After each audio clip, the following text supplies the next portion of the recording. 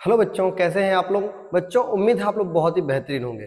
बच्चों, आज मैं आपके सामने फिर से उपस्थित हूँ एक नया पोयम के साथ, और वो पोयम है हमारा क्लास 10th एनसीईआरटी का English how to tell wild animals. बच्चों, ये एक बहुत ही कॉमिक पोयम है, बहुत ही मजाकिया अंदाज में लिखा गया है, और ये पोयम लिखा गया है कैरोलिन वेल्स के द्वारा। बच्चों, कैरोलिन वेल्स जो है, इसके बारे में हम लोग थोड़ा बैकग्राउंड समझ लें। कैरोलिन वेल्स जो है वो एक अमेरिकन पोएट है, अमेरिका से बिलोंग करती हैं, और इसका जो डेट ऑफ बर्थ है ये है 18 जून 1862, और इनका डेट ऑफ डेथ जो है वो 26 मार्च 1942।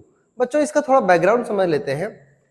ये बहुत ही मॉक तरीके से, बहुत ही मजाकिया अंदाज में ये हमें आइडेंटिफाई करने सिखाती हैं इस पोयम में कि हम किस तरीके से वाइल्ड एनिमल्स को हम जो है सो आइडेंटिफाई करेंगे। यदि हम कभी जंगलों में चले गए, यदि हम कभी फॉरेस्ट में चले गए, तो हम कुछ कुछ एनिमल्स को, जैसे कि एशियन लायन जो है, बंगाल टाइगर जो है, हाइना, क्रोकोडाइल, कैमेलियन, ऐसे ऐसे एनिमल्स को हम किस तरह से आइडेंटिफाई करेंगे, किस तरह से समझेंगे, पहचानेंगे, इसके बारे में बहुत ही कॉमिक तरीके से जो है प्रेजेंट करने की कोशिश किया गया है कैरोलिन वेल्स के द्वारा। तो आइए लाइन बाय लाइन एक्सप्लेनेशन बहुत अच्छे से समझते हैं और देखते हैं कि इस चैप्टर में हमारे पास क्या है। तो बच्चों, जो सबसे पहला फर्स्ट स्टैंजा हमारे पास है, ये जो स्टैंजा है ये है किसके द्वारा, आइए लाइन बाय लाइन पढ़ते हैं। If ever you should go by chance to jungles in the east, कहता है कभी आप ईस्ट के जंगलों में, कभी आपको जाने का मौका मिला, यदि आपको कभी ईस्ट के जंगलों में जाने का कोई चांस मिला, and if there you to you advance, और यदि वहां से आप आगे की तरफ बढ़ते हैं जंगलों में और गहरे जंगलों की तरफ आप जाते हैं, और लार्ज एंड टाउनी बीस्ट, आपको एक बहुत ही बड़ा और इस तरह से येलोइश कलर का स्किन वाला आपको एक बहुत ही बड़ा बीस्ट मिलेगा। ये बीस्ट का मतलब होता है जानवर।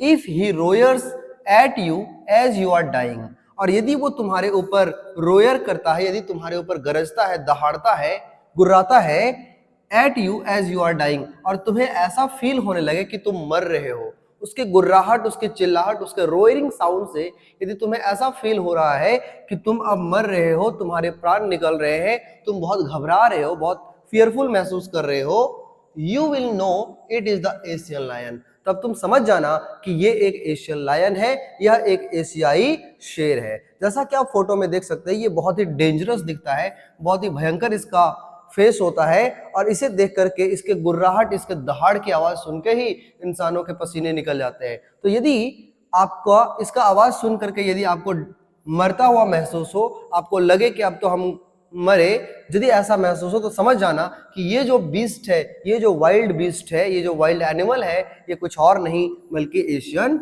लायन है। तो आई होप बच्चों आपको फर्स्ट स्ट्रेंजा बहुत अच्छे से समझ में आ गया होगा, जिसमें एशियन लायन के बारे में पूरी तरह से बहुत ही अजीब तरीके से एक्सप्लेनेशन आपको मिलेगा कैरोलिन वेल्स, जो बहुत ही मजाकिया अंदाज में आपके सामने प्रस्तुत किया हुआ है। सेकेंड जो स्टैंजा हमारे सामने है वो है, लिखा है, और if some time when roaming round, कहता है यदि कभी आप यहाँ वहां भटक रहे हो, रोम कर रहे हो, कभी जंगल में आप इधर उधर घूम रहे हो, आर नोबल, एक बहुत ही शांत स्वभाव का दिखने वाला आपको जानवर नजर आएगा, एक बहुत ही नोबल वाइल्ड बीस्ट, जंगली जानवर आपको दिखेगा, ग्रीट्स यू, आपका अभिवादन करेगा, आपसे मिलेगा, with black stripes on a yellow background, यदि येलो ग्राउंड मतलब इसके जो बॉडी है, इसका येलोइश कलर का आपको इसका पूरा स्किन नजर आएगा, और इसके ऊपर ब्लैक कलर के स्ट्राइप्स, ब्लैक कलर की धारियां आपको नजर आएंगी। यदि इस तरह का जानवर आपका ग्रीट करता है, आपका अभिवादन करता है यहाँ घूमने के दौरान, just notice if he eats you, इस बात का ध्यान रखो कि वो तुम्हें कभी भी खा सकता है, और यदि वो तुम्हें खा जाए, दिस सिंपल रूल में हेल्प यू लर्न, और ये जो सिंपल सा रूल है कि वो जो है सो ब्लैक स्ट्राइप होगा उसके बॉडी पे, उसका जो स्किन कलर होगा वो बहुत ज्यादा येलोइश कलर का होगा, यदि ये सिंपल रूल जो है वो आपको लर्न करने में, पहचानने में, आइडेंटिफाई करने में मदद करेगा द बंगाल टाइगर टू डिस्चर्न, ये आपको डिस्चर्न का मतलब होता है आइडेंटिफाई करना, जानना, पहचानना कि ये कुछ और नहीं बल्कि ये एक बंगाल टाइगर है। जैसे कि ये एशियाटिक लायन के बारे में हम लोग को पढ़े, वैसे ये एक बंगाल टाइगर है।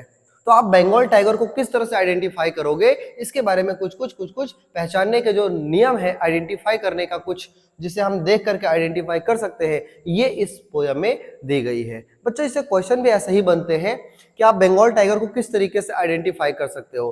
तो आप लिख सकते हैं कि उसके बॉडी पे ब्लैक स्ट्राइप्स होता है, उसका जो स्किन का कलर होता है वो येलोइश कलर का होता है, और यदि इसकी भी जो दहाड़ होती है वो बहुत ही ज्यादा डेंजरस होती है, और इस तरीके से आप इसको आइडेंटिफाई कर सकते हैं। आई होप ये स्टैंजा भी आपका क्लियर होगा। आइए नेक्स्ट स्टैंजा की तरफ बढ़ते हैं। बच्चों हमारा थर्ड जो है लिखा है, if strolling forth a beast you view. कहता है स्ट्रॉलिंग मतलब बढ़ना, यदि आप आगे की तरफ बढ़ते हो, यदि आप आगे की तरफ जंगलों में और जाते हो, अ बीस्ट यू व्यू, एक जानवर आप देखेंगे, एक जानवर मतलब आपको दिखेगा, whose hide with a spots is peppered, जिसके पूरे बॉडी पे, पेपर्ड का मतलब होता है स्प्रेड किया हुआ, स्पॉट्स काले काले जो स्पॉट्स होते हैं, धब्बे होते हैं, ये पूरे बॉडी पे जो है सो स्प्रेड किया हुआ है, फैलाया हुआ, चितराया हुआ होगा। As soon as he has leapt on you, leapt मतलब होता है झपटना, कूदना। As soon as he has leapt on you, हो सकता है कि वो तुम्हारे ऊपर आक्रमण कर दे, अटैक कर दे, आपके ऊपर झपट जाए।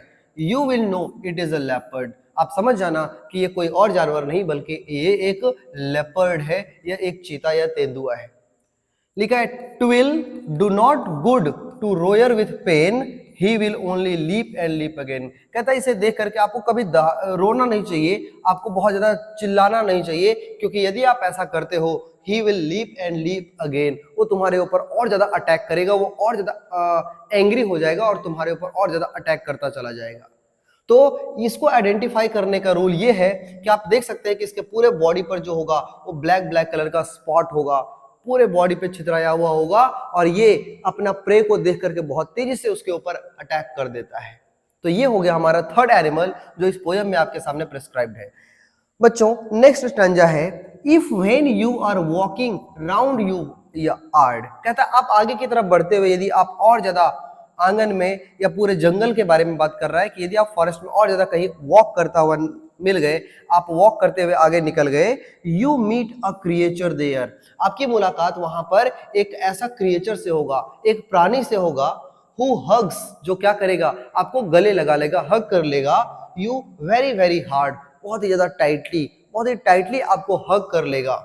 B sure it is a bear, तो आप इस बात से यकीन मान लेंगे, आप ये चीज जान लेंगे, आपको ये समझ लेना चाहिए, आपको ये आइडेंटिफाई कर लेना चाहिए कि ये कुछ और नहीं बल्कि एक बेयर होता है, एक भालू है।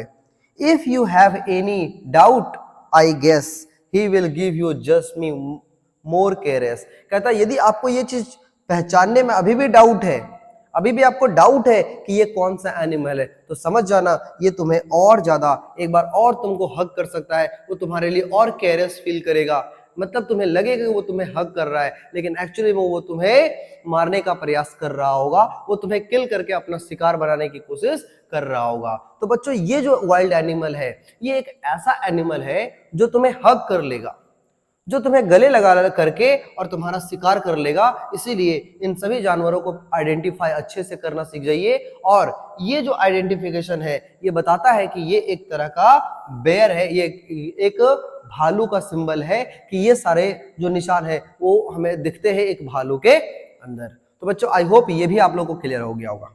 आइए नेक्स्ट स्टैंडर्ड की तरफ बढ़ जाते हैं। हमारा नेक्स्ट है, though to distinguish best of prey A novice might nonplus। कहता है यदि आपको दो जानवर इस तरह से कहीं दिखे, एक हाइना और एक क्रोकोडाइल, तो कहता है इस पे आप बहुत ही आसानी से डिस्टिंग्विश कर सकते हैं। ये अजीब तरीके के बीस्ट होते हैं, बीस्ट का मतलब होता है जानवर। आपको इसके बीच में जब भी डिस्टिंग्विश करना होगा तो इस पोयम में दिए हुए कुछ पॉइंट्स को आप ध्यान में रखेंगे। A novice might nonplus, कहता है यदि पहली बार आप इसे डिस्टिंग्विश करना चाहेंगे तो एक नोविस, नोविस का मतलब होता है नवसिखिया, जो शुरुआत में जो जानता नहीं है, जो अभी तक आइडेंटिफाई नहीं कर पाया है, कभी कभी देखा नहीं है, एक नोविश, नोविश का मतलब होता है जो अभी तक नहीं देखा, नवसिखिया है बिल्कुल। Might non plus, non plus का मतलब होता है कंफ्यूज्ड, ये हो सकता है कि ये कंफ्यूज हो जाए। जो आज तक किसी नोविश, एक नवसिखिया ने आज तक इन दोनों जानवरों को आइडेंटिफाई नहीं किया है, हो सकता है कि वो कंफ्यूज हो जाए। क्यों भाई? The crocodile you always may tell from the hyena thus, hyenas come with merry smiles but if they weep they are crocodile. कहता है आप यदि इन दोनों के बीच में डिस्टिंग्विश करना चाहते हैं तो एक बात का ध्यान रखेंगे कि ये जो हाइनाज होती हैं, ये जो होती हैं, ये हमेशा आपको स्माइल करती हुई नजर आएंगी। मतलब ये एक स्माइलिंग फेस के साथ तुम्हारे सामने आएगा, जबकि एक जो क्रोकोडाइल होगा वो अपना रोता हुआ चेहरा लेकर के आएगा। मतलब क्रोकोडाइल हमेशा रोता हुआ आपको नजर आएगा, जबकि हाइना हमेशा मेरी स्माइल, एक चेहरे पे मुस्कुराहट लेकर के आपके सामने आएगा।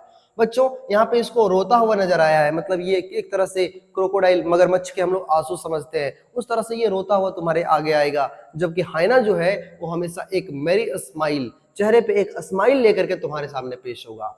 बस इस तरह से कॉमिक तरीके से हमारे पोएट जो है कैरोलिन वेल्स, उसने इस पोयम को लिखा हुआ है कि यदि कभी तुमको इन दोनों के बीच में डिस्टिंग्विश करना पड़े तो आप इस बात का ध्यान रखें कि हाइना हमेशा एक मेरी स्माइल के साथ, जबकि क्रोकोडाइल जो है वो वीपिंग करते हुए, रोते हुए तुम्हारे सामने आएगा। बच्चों लास्ट स्टैंजा हमारा है the true chameleon is small.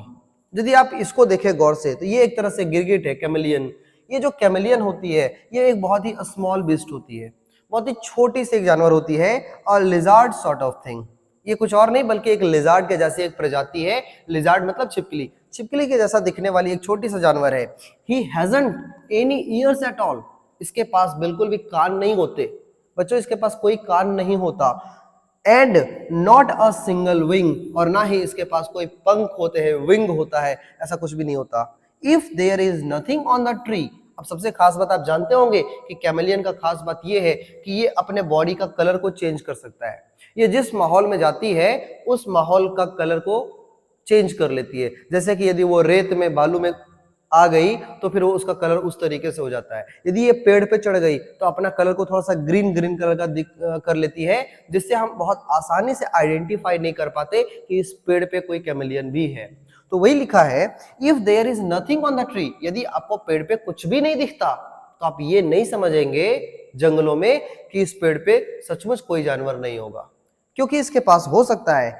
लिखा है TISS the chameleon you see. ये टिस का मतलब होता है दिस इज या इट इज। ये जो है वो कुछ और नहीं बल्कि एक कैमेलियन हो सकती है। यदि आपको पेड़ पे कुछ भी नजर नहीं आ रहा तो आप समझ जाइए कि वहां पर कोई ना कोई कैमेलियन हो सकता है। तो बच्चों इस तरीके से हम लोगों ने इस पोयम को बिल्कुल अच्छे से फिनिश कर लिया है।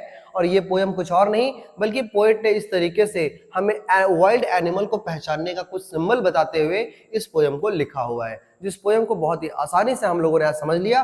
और आई होप आपको ये पूरा अच्छे से समझ में आ गया होगा। आप क्वेश्चन आंसर करने में आपको बिल्कुल भी दिक्कत नहीं होगा। कुछ दिनों में मैं इसका एमसीक्यू भी लेकर के आऊंगा, तब तक आप इसे रिवाइज करते रहिए। Thank you very much.